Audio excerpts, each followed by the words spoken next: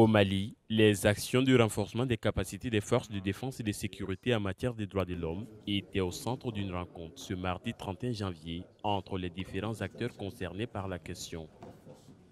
Chacun devrait rester convaincu que la lutte contre le terrorisme est bien compatible avec le respect des droits humains, singulièrement du droit international des droits de l'homme ou droit de la guerre.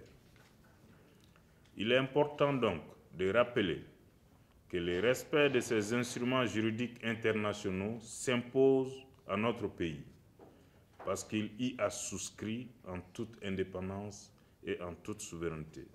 Pour une meilleure protection des populations, l'enseignement des droits de l'homme est dispensé dans les cursus de formation des forces armées maliennes, indique le représentant du chef d'état-major.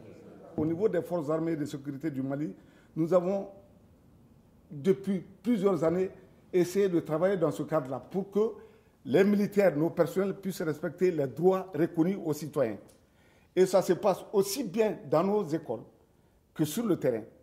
Donc nous avons aussi bien dans le cadre de nos formations classiques que dans le cadre des formations de certification qualifiantes, nous avons initié des modules qui sont enseignés aussi bien dans les académies qu'au niveau de la formation commune de base. Nous avons 3 catégories de formation au sein des forces armées de sécurité. Et les formations qui sont initiées pour les débutants, la FCB, les formations communes de base. Nous avons des écoles de sous-officiers également au niveau desquelles ces modules sont enseignés. Et au niveau de nos académies. Quand je dis académie, je veux parler des écoles d'officiers.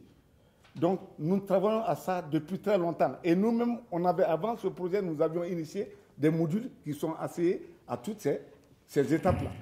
Donc comprenez que le souci majeur du commandement militaire et des autorités maliennes, c'est de préserver les droits, tous les droits reconnus aux citoyens maliens.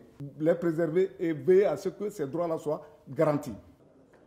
Au-delà de ces actions de renforcement des capacités, il existe également un service juridique chargé de statuer sur les questions de violation des droits de l'homme. Je m'en vais vous dire également que nous avons une justice militaire qui a été créée il y a quelques années. Et tous les cas, toutes les allégations de violation des droits de l'homme sur le terrain sont documentés. Nous avons, et par la hiérarchie et par nos services de police, de sécurité, sont documentés et assortis de rapports et même de poursuites judiciaires. C'est pourquoi que ce soit, nous avons au niveau des juridictions de droit commun, nous avons des juridictions spécialisées également qui ont été créées dans ce cadre-là. Tous les cas sont documentés et chaque fois que des cas sont avérés, nous avons toujours tenu le commandement à ce qu'il y ait non seulement les sanctions disciplinaires, mais également des poursuites judiciaires. La justice militaire. Ces formations, en collaboration avec les partenaires techniques de l'armée, interviennent dans le cadre de la bonne conduite des opérations militaires et du maintien de l'ordre.